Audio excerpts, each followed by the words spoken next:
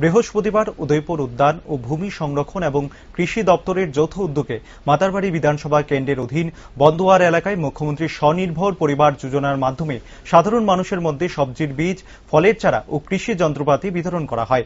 এদিন এই অনুষ্ঠানে উপস্থিত ছিলেন বিধায়ক বিপ্লব কুমার ঘোষ, উদ্যান দপ্তরের উপ অধিকর্তা দীপঙ্কর দেব সহ অন্যান্যরা। বক্তব্য রাখতে গিয়ে বিধায়ক বিপ্লব কুমার ঘোষ বলেন, যে কোনো জায়গায় উন্নয়নের মূল হাতিয়ার হচ্ছে কৃষি।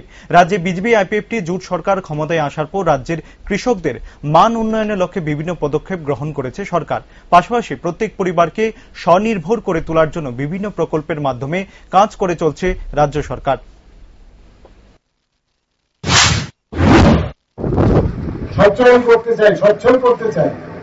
কৃষি হচ্ছে আমাদের মেইন হাতিয়ার।